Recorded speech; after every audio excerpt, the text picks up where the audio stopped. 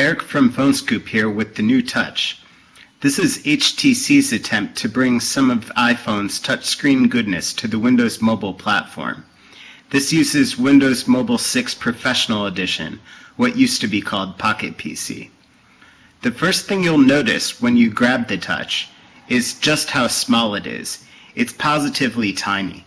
The Touch fits easily in your hand, and it feels much nicer compared to the bulk of today's smartphones, which, even though they're just as thin as the Touch, are significantly larger. They basically dwarf the Touch.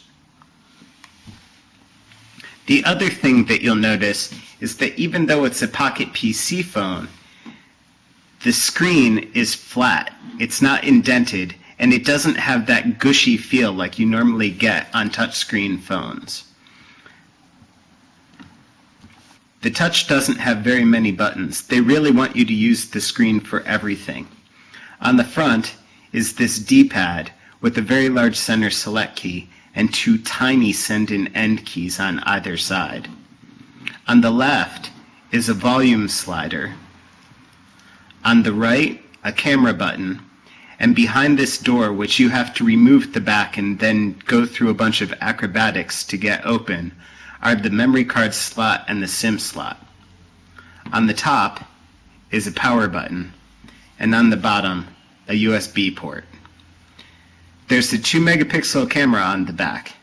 When you start using the Touch, you'll notice the new software that HTC has added to make it less reliant on the stylus and easier to use with your fingers. For example, this new home screen with a large clock, the typical missed messages and upcoming appointments, but also these three buttons, which take you to this display, to a weather report, and to a launcher that gives you quick access to 10 of your most commonly used programs. But this isn't the launcher that you're going to spend the most time using. What you are going to use is the one that you summon up by sliding it up from the bottom. This launcher has 3 panes, one for entertainment, one for 9 of your most used contacts as well as access to the phone function, and one for functionality like email, SMS, and quick access to the browser. Once you tap on one of these apps, what you see is what you're accustomed to seeing on the Pocket PC. The changes aren't present throughout the entire operating system, but just on this Genie launcher that you call up by sliding up, and you can actually put away by sliding away. However, one feature that's present throughout the entire Pocket PC operating system that HTC has added to the Touch is flick scrolling like we saw on the iPhone. So for example, if we want to scroll through PhoneScoop, which we've loaded up here in the browser, I can actually just flick it up and it'll start scrolling. It'll slow down eventually, but if I want to stop it while it's scrolling quickly, I can just tap and it'll stop immediately. You can also click and drag with your fingernail and it'll select text the same way you would normally do if you got out the stylus and did it. You're going to wind up using your fingernail for a lot here because unfortunately the stylus is only about 2.5 inches long. This isn't a problem for things like browsing. However, it is a problem when you want to do things like compose a new SMS. For example, just getting to a new SMS message requires a lot of delicate clicking.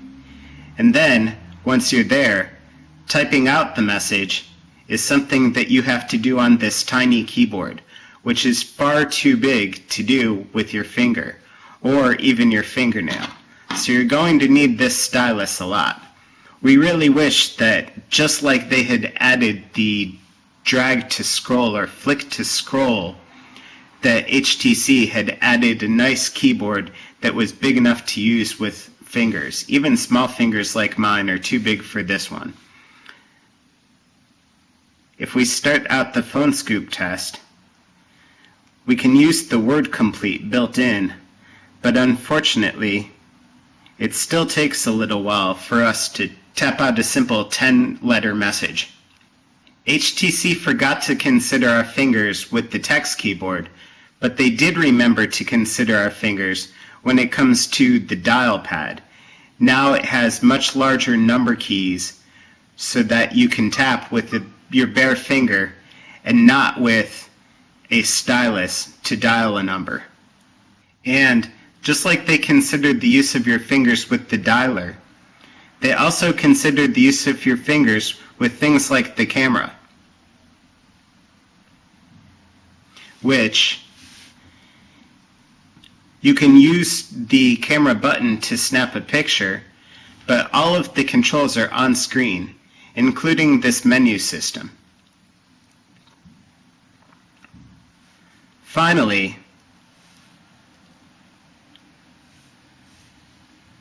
the Touch has a new music player that looks a lot more like your typical, Zune iPod layout than what you normally see in Windows Media Player. Windows Media Player is on here, by the way, and you can use it to play back videos. However, if you're playing back music, you're definitely going to want to stick to this player. Not only are the buttons optimized for finger use on screen, but it also displays your library in, like we said, the way that you're used to seeing it on your Zune or your iPod or whatever. If we back out of here, just by tapping in the title, you can see we can get all songs, specific playlists, artists, albums, etc.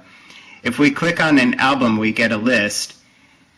The only problem that we found with this player so far is that once you're in a list of an album tracks, the list is alphabetical and not by the track number stored in the ID3 tags, which is rather unfortunate.